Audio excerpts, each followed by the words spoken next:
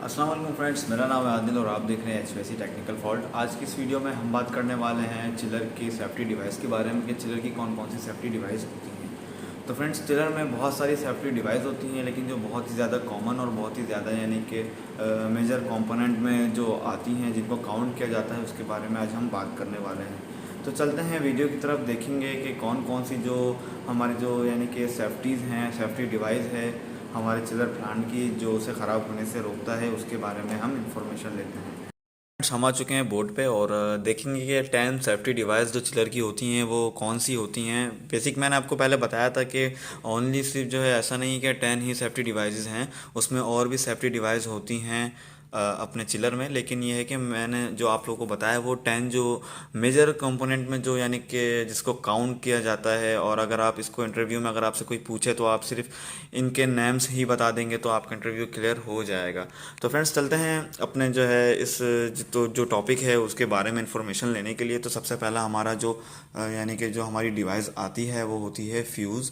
पहले मैं इन सब के जो है पहले जो नाम हैं, जो यानी कि नेम्स हैं, उनको मैं रीड करूँगा, उसके बाद आहिस्ता आहिस्ता करके आपको इनकी सारों का जो वर्क होता है वो बताऊँगा। तो पहले नंबर पे आता है फ्रेंड्स हमारा फ्यूज़, उसके बाद सेकंड नंबर पे आता है हमारा एचपी स्विच, उसके बाद जो है हमारा थर्ड वन आता है एलपी स्विच, उसके बाद fourth one oil level sensor है, उसके बाद ऑयल प्रेशर स्विच है, उसके बाद एंटी फ्रीज जो है हमारा एंटी फ्रीज बेसिक क्या होता है वो भी देखेंगे, समझेंगे इसी वीडियो में। फेस फिलर क्या होता है वो भी देखेंगे।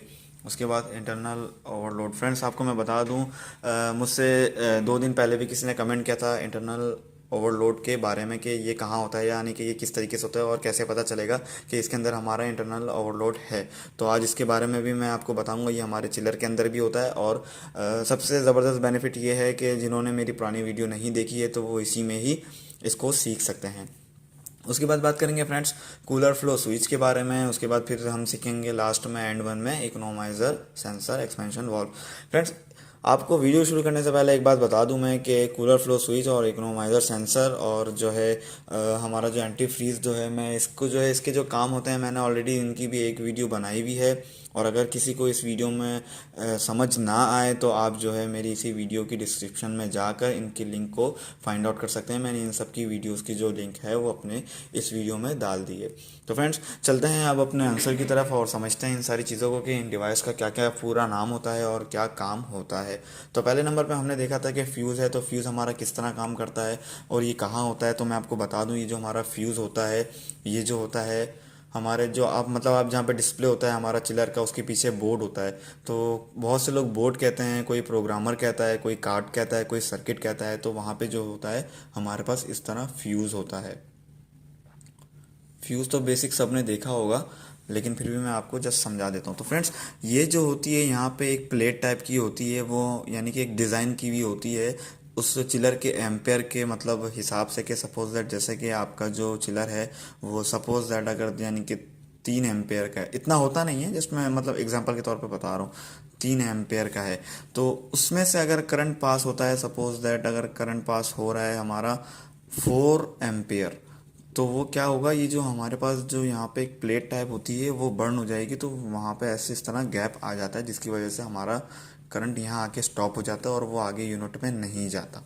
तो फ्रेंड्स, फ्यूज़ का काम ये होता है और मैंने आपको बता दिया ये कहाँ होता है। ये हमारा जो प्रोग्रामर लगा होता है, जिसको कोई सर्किट भी कहते हैं, कोई बोर्ड भी कहते हैं, और जहाँ रिले वगैरह लगी होती है ये वहाँ लगा होता है। उसके बाद फ्रेंड्स बात करेंगे एचपी स्विच के बारे में कि एचपी स्विच क्या होता है।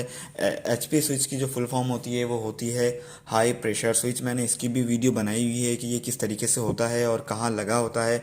ये इसकी मैंने पूरी वीडियो बनाई है डिटेल में।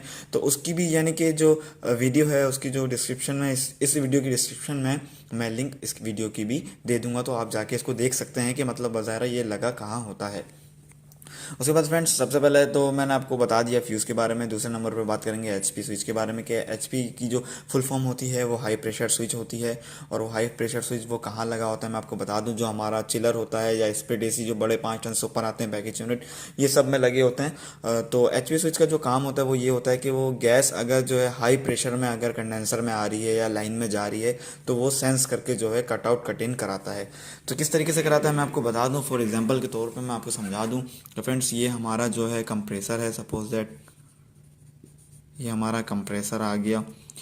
कंप्रेसर से जो हमारी डिस्चार्ज लाइन निकलती है फ्रेंड्स, मैंने आपको जो है पहले भी कहा था कि मैंने अगर जो यानी कि जो इस वीडियो में जो भी डिवाइसेस हैं जिसके भी बारे में आपको डिटेल में इंफॉर्मेशन लेनी है, तो आप मेरे पेज पे जाके एक एक जो वीडियोस है उसको आप चेक कर सकते हैं। उन सब की वीडियोस मैंने ऑलरेडी बना के रखी हुई है फ्रेंड्स। तो ये हमारा कंप्रेसर है। कंप्रेसर से हमारी जो गैस डिस्चार्ज हो रही है, ये हमारी डिस्चार्ज लाइन है और ये सीधा हमारे कंडेंसर में जा रही है। तो हमारी जो डिस्चार्ज लाइन होती है, तो यहाँ पे कंप्रेसर की जो डिस्चार्ज लाइन होती है वहाँ पे जो है हमारा ऑयल ये अपना हाई प्रेशर एचपी सेंसर लगाया हुआ होता है। तो इसका काम क्या होता है फ्रेंड्स, देखेंगे आपको बताऊंगा कि जो हमारा एचपी जो स्विच होता है वो इस तरीके से लगाया होता है कि सपोज दैट ये हमारा एचपी स्विच है, तो ये लाइन पे फिक्स किया होता है। ये हमारी लाइन है जिसमें से हमारी गैस पास हो रही है। तो ये जो है सेंस करता है कितने पीएसआई आपकी गैस जो है लाइन से जो है गुजर रही है, यानी कि यहाँ से इस तरह गुजर रही है कंडेंसर में। तो इसमें एक लिमिट होती है कि सपोज दैट अगर इसमें जो है 10 पीएसआई जो है आपको जो है उसने दिया है, एचपी स्विच को डिज़ाइन करके दिया है। इसमें अलग अलग जो है सिस्टम होता है कि मतलब किसी में 65 पीएसआई होती है, किसी में 500 पीएसआई होती। तो ये जो स्विच होता है चिलर का, वो उसके ऊपर डिपेंड करता है कि वो कितने यानी कि उस पर डिज़ाइन किया हुआ है। तो जस्ट मैं आपको एग्जांपल के तौर पे समझा रहा हूँ कि सपोज दैट अगर आपका ये जो एचपी स्विच है वो 10 पीएसआई का है और अगर उसमें से गैस पास हो रही है 15 पीएसआई की, तो उसके अंदर जो है जब वो सेंस कर लेगा तो उसके अंदर क्या सिस्टम होता है, जैसे कि ये आपका स्विच है उसके अंदर जो है इस तरह वायर जाती है। तो ये वायर जाती है, तो फ्रेंड्स जब वो सेंस करेगा कि आपका 10 पीएसआई के एचपी स्विच से 15 पीएसआई जो है करंट इस तरह फ्लो हो रहा है, तो उसमें इस तरीके के बटन बने होते हैं। तो वो जो है सपोज दैट अभी ये काम कर रहा है, ये काम कर रहा है। जैसे ही उसने सेंस किया कि जो है आपका जो है 10 पीएसआई नहीं बल्कि 15 पीएसआई आ रहा है, तो वो इस तरीके से वो करंट उड़ जाता है। तो ये वायर से हमारा करंट जो जा रहा है जिस तरीके से, तो जब ये उड़ जाता है तो हमारा करंट ब्रेक हो जाता है, जिसकी वजह से हमारा यूनिट नहीं चलता, हमारा चिलर नहीं चलता। तो फ्रेंड्स ये होता है एचपी स्विच, यानी कि हाई प्रेशर स्विच का काम जो होता है वो ये होता है। अब बात करेंगे एलपी स्विच की कि एलपी स्विच जो होता है वो क्या होता है। तो एलपी स्विच भी जो होता है, जिस तरीके से मैंने आपको बताया कि एचपी स्विच होता है, इसी तरीके से हमारा एलपी स्विच होता है। जो एलपी स्विच की जो फुल फॉर्म होती है वो लो प्रेशर स्विच होती है। जिस तरीके से मैंने फ्रेंड्स आपको बताया कि कंप्रेसर के जो डिस्चार्ज पे जो है हम एचपी स्विच को लगाते हैं, तो इसी तरीके से जो हमारे कंप्रेसर में जो गैस रिटर्न आ रही होती है, जिसको बहुत से लोग सक्शन भी कहते हैं, बहुत से लोग जो है इसको रिटर्न भी कहते हैं। तो फ्रेंड्स उस पे जो है यानी कि जहाँ से जो गैस हमारे पास रिटर्न आ रही होती है, तो उस पाइप पे जो होता है हम जो है लो प्रेशर लगाते हैं। तो फ्रेंड्स लो प्रेशर क्यों लगाते हैं, उसका काम क्या होता है, जिस तरीके से मैंने आपको बताया कि हाई प्रेशर जो होता है, डिस्चार्ज प्रेशर जो होता है, जो हाई प्रेशर जो होता है उसकी लाइन पे जिस तरीके से हम जो है लगाते हैं अपने जो है एचपी स्विच को, इसी तरीके से हम अपने जो है रिटर्न की लाइन पे लो प्रेशर स्विच को लगाते हैं। तो बेसिक उनका काम क्या होता है मैं आपको दोबारा एक बार समझा दूं ठीक तरीके से। तो फ्रेंड्स उसमें काम ये होता है कि सपोज दैट आपका ये कंप्रेसर है, बहुत इजी वे है समझने का, मैं आपको बता देता हूँ, कोई इशू नहीं है। ये हमारा कंप्रेसर है, इसमें जो है फ्रेंड्स एक साइड से हमारी गैस जा रही होती है प्रेशर से, जिसको हम एचपी कहते हैं। उसके बाद जब वो वापसी घूम के आ जाती है जिस तरीके से, यानी कि मैंने आपको बताया था कि कंप्रेसर का रेफ्रिजरेंट साइकिल क्या होता है, उसकी भी मैंने वीडियो बनाई हुई है, तो उसकी भी जो लिंक है वो इसी वीडियो की डिस्क्रिप्शन में मैं दे दूंगा। तो एक साइड से फ्रेंड्स रिटर्न हमारी गैस इंटर हो रही होती है कंप्रेसर में, तो एक साइड से रिटर्न आती है, एक साइड से डिस्चार्ज होती है। तो लो प्रेशर जो होता है वो हमारा यहाँ होता है। उसके बाद लो प्रेशर से गैस इंटर होती है कंप्रेसर में और हाई प्रेशर से वो कंप्रेसर के डिस्चार्ज करता है।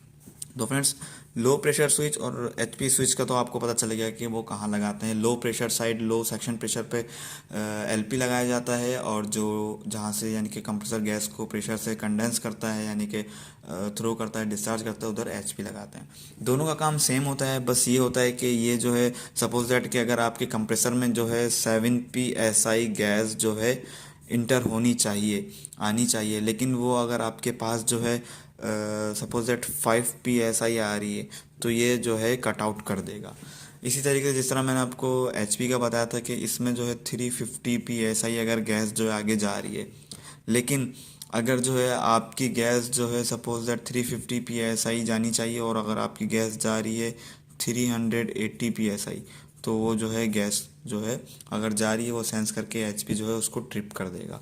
और ट्रिप किस तरीके से करेगा अब मैं आपको बता दूं फ्रेंड्स कि सपोज दैट, और इनके कनेक्शन एलपी एचपी के जो स्विच के जो कनेक्शंस होते हैं, मैंने इसकी वीडियो बनाई हुई है, आप उसमें जाके इजीली देख सकते हैं, क्योंकि दोनों के कनेक्शन एक ही वायर से होते हैं।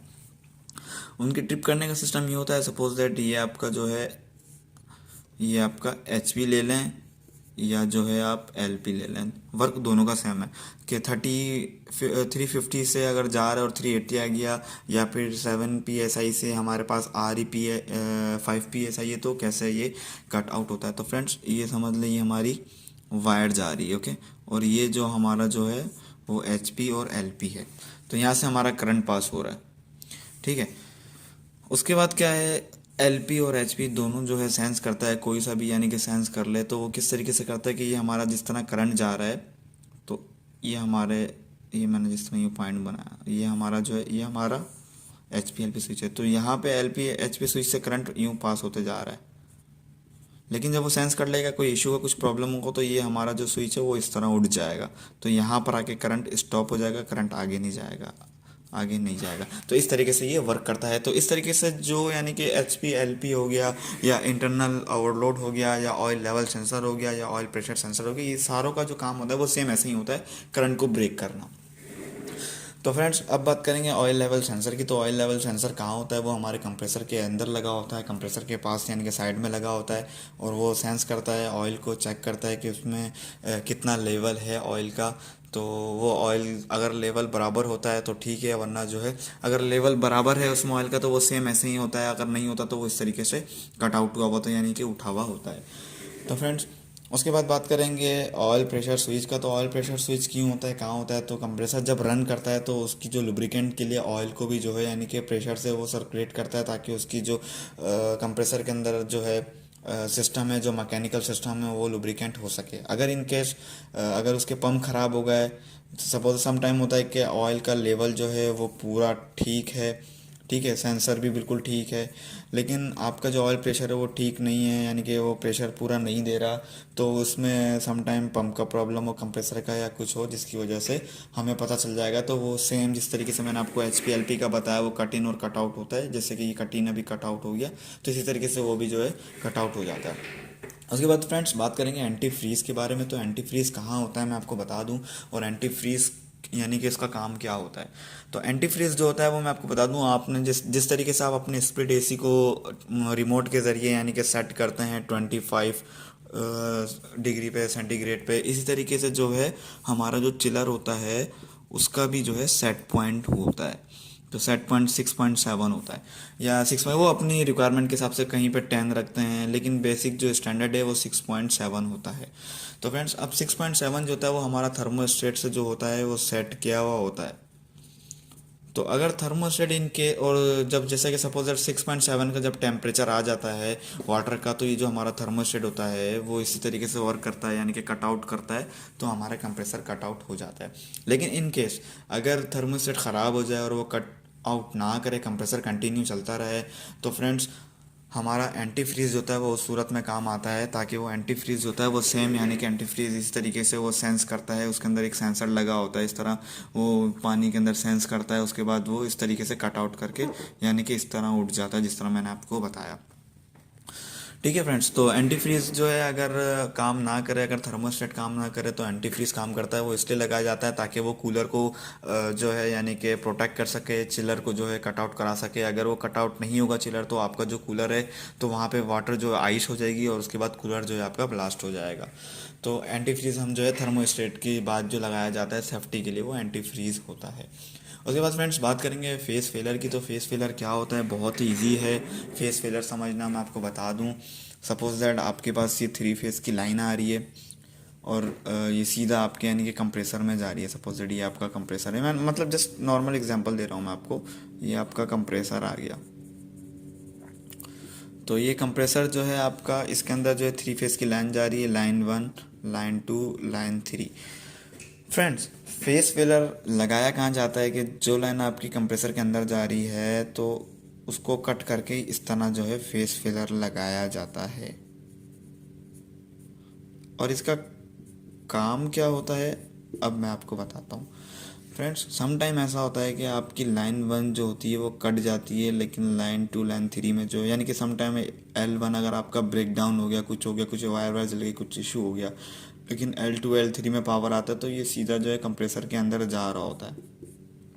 लेकिन अगर वन साइड नहीं आता तो कंप्रेसर को जो है यानी कि प्रॉब्लम्स होती है, तो इसकी वाइंडिंग वगैरह जलने का यानी कि प्रॉब्लम हो जाता है, या कुछ प्रॉब्लम्स हो जाती हैं या जल जाता है, तो उसको प्रोटेक्ट करने के लिए फेस फेलर लगाया जाता है। जब भी अगर यहाँ से तीनों फेज में से कोई भी एक फेस अगर कट होता है तो वो ऑटोमेटिकली तीनों फेस को यहाँ पे आके कट कर देगा, किसी को भी आगे जाने नहीं देगा।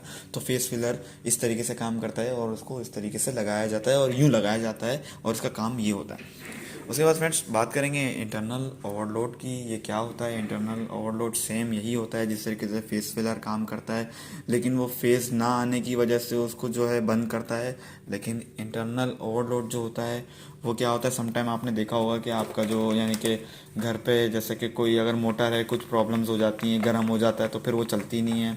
बहुत से लोग कंप्लेन करते हैं कि यार हमारी जो मोटर है वो गर्म हो गई है लेकिन चलती नहीं है, लेकिन वो थोड़ी देर बाद चलाओ तो वो चल जाती है। तो बेसिक उसके अंदर इंटरनल ओवरलोड होता है, जो आपके हीट होने की वजह से जो है वो, जैसे कि सपोज दैट ये आपका करंट पास हो रहा है, सेम जिस तरह मैंने आपको बताया, ये आपका जो है ओवरलोड है, इंटरनल ओवरलोड। इंटरनल एक्चुअली क्या है ना, दो तरीके के ओवरलोड होते हैं, एक इंटरनल ओवरलोड होता है, एक एक्सटर्नल ओवरलोड होता है। तो इंटरनल ओवरलोड जो होता है वो अंदर होता है डिवाइस के, कंप्रेसर के अंदर होता है। एक्सटर्नल ओवरलोड जो होता है वो बाहर लगाया हुआ होता है।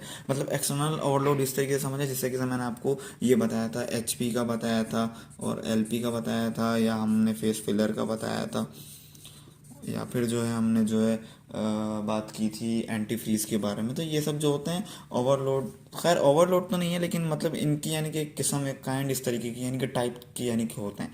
तो इंटरनल ओवरलोड मतलब इसके काम से, नाम से ही आपको इसका काम पता चल रहा होगा, इंटरनल।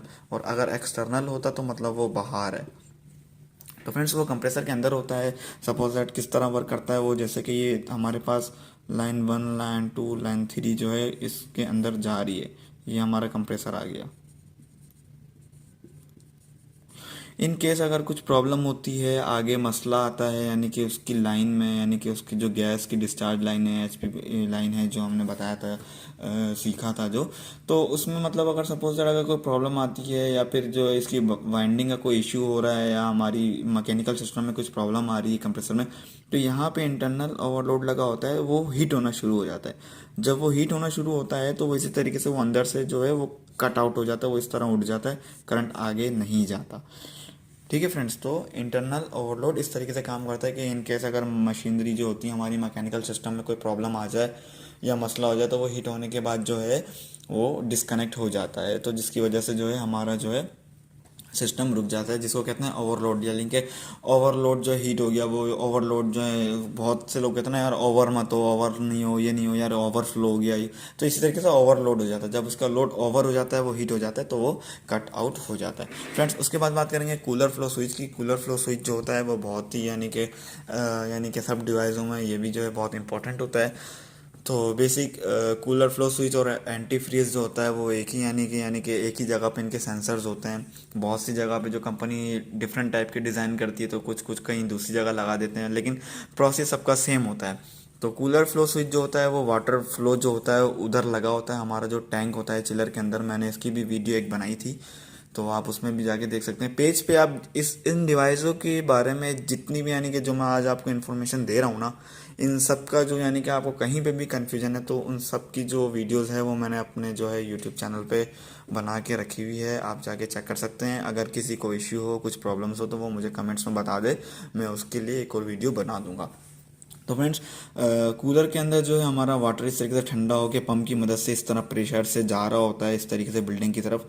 तो ये हमारे कूलर के अंदर जो है इस तरह वाटर कूल हो रहा होता है। तो इसमें जो फ्लो स्विच होता है वो यहाँ पे लगा होता है, वो सेंस कर रहा होता है वाटर फ्लो को, कि वो वाटर फ्लो है इसके अंदर या वाटर नहीं है। तो वो सेंस करके जो है कमांड देता है आगे कि हाँ भाई इसके अंदर वाटर है। इसी तरीके से, जिस तरीके से अगर है तो वो इस तरह करंट पास करेगा, नहीं है तो वो करंट को ब्रेक कर देगा, तो करंट आगे नहीं जाएगा। इसी तरीके से सेम जिस तरीके से सारे स्विच वर्क करते हैं, सेम इसे ही ये भी वर्क करता है। लेकिन ये वाटर के कूलर में लगा होता है, कि चिलर का जो वाटर कूलर होता है, जो जहाँ पे यानी कि वाटर को कोल्ड करता है चिलर, उधर लगा होता है वो, यानी कि सेंस करता है कि अगर आपका वाटर कूलर के अंदर है नहीं है, और अगर है तो फ्लो हो रहा है नहीं हो रहा, तो इस तरीके से वो सेंस करता है। इनकेस अगर लाइन टूट गई, कुछ प्रॉब्लम हो गई, तो वो खाली हो गया, तो वो आपका चिलर स्टार्ट नहीं होगा। अगर आपका चिलर स्टार्ट हो जाएगा तो लाइन जो है आपकी ख़राब हो जाएगी, और लाइन ब्लास्ट होने से बचाने के लिए एंटी फ्रीज काम आता है। तो अगर ये सब इस तरीके से, यानी कि पूरा प्रोसेस होता है फ्रेंड्स। उसके बाद बात करेंगे friends economiser, sensor and expansion valve.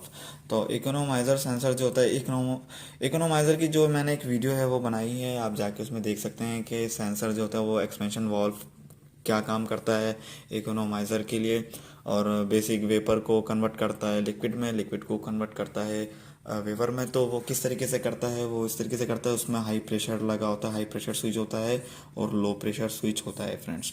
तो बेसिक एक H P L P switch जो होता है वो हमारा काम करता है कंप्रेसर के लिए, एक एल पी और एच पी स्विच करता है वो हमारे एक्सपेंशन को ऑन और ऑफ कराने के लिए।